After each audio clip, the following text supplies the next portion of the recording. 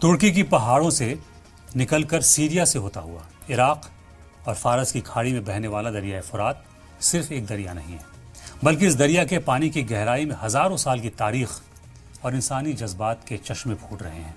یہ وہ دریا ہے جس نے اپنے ساحل پر تاریخ کے سب سے بڑے ظلم اور سب سے بڑی شہادتوں کو دیکھا ہے۔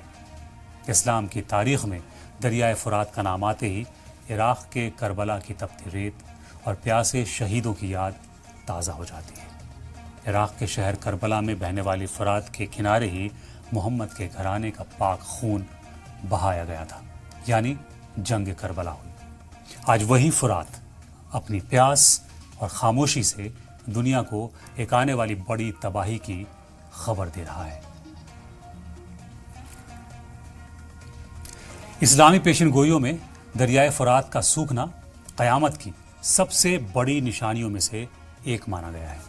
اللہ کے رسول حضرت محمد صلی اللہ علیہ وسلم نے صدیوں پہلے آگاہ کر دیا تھا کہ ایک وقت ایسا آئے گا جب یہ عظیم دریا سوکھنے لگے گا۔ نبی کریم کی حدیث کے مطابق قیامت اس وقت تک نہیں آئے گی جب تک کہ دریائے فرات سوکھ نہ جائے اور اس کے اندر سے سونے کا ایک پہاڑ ظاہر نہ ہو جائے۔ یہ محض ایک قدرتی بدلاؤ نہیں بلکہ روحانی طور پر دنیا کے آخری وقت کی دستک ہوگی۔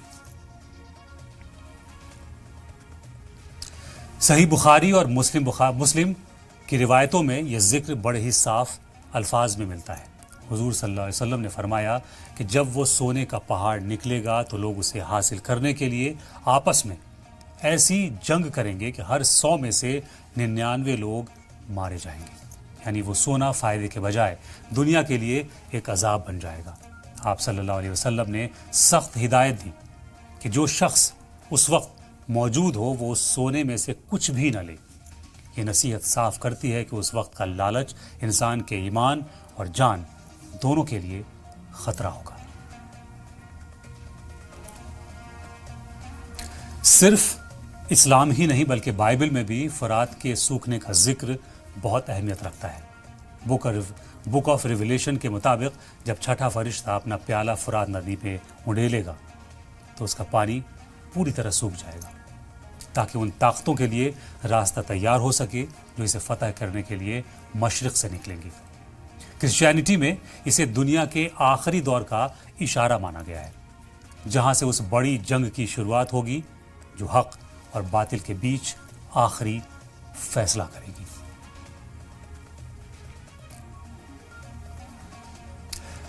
آرمگیڈون یا ملحمہ الکبریٰ وہ آخری جنگ ہے جس کی گونج بائبل اور اسلامی تاریخ دونوں میں سنائی دیتی ہے۔ مانا جاتا ہے کہ دریائے فرات کا سوکھنا اور وہاں سے نکلنے والی دولت دنیا کی بڑی طاقتوں کو ایک بڑی جنگ کی طرف دھکیل دے گی۔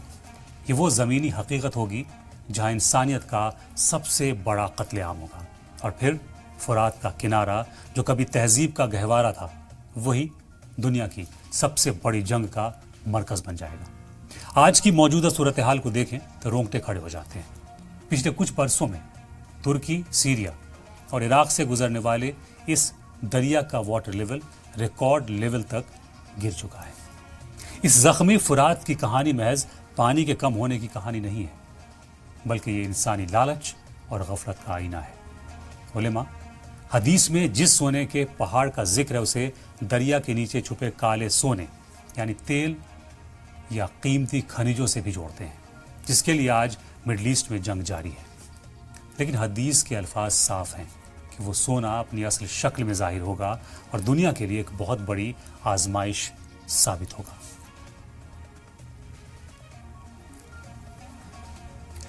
دریائے فرات کا سوکھنا ہمیں اس بات کی دعوت دیتا ہے کہ ہم اپنے ایمان اور اعمال پر غور کریں۔ وہی فرات جس نے کربلا میں امام حسین کی پیاس دیکھی تھی آج خود سوکھ کر انسانیت کو پیاسا چھوڑنے کی طرف بڑھ رہی ہے۔ یہ نشانی ہمیں یاد دلاتی ہے کہ دنیا فانی ہے اور رسول اللہ کی بتائی ہوئی ہر بات سچ ہو کر رہے گی۔ وقت تیزی سے گزر رہا ہے اور فرات کی گھٹتی لہریں اس آنے والے کل کی گواہی دے رہی ہیں جس کے بارے میں صدیوں پہلے ہی آگاہ کر دیا گیا تھا۔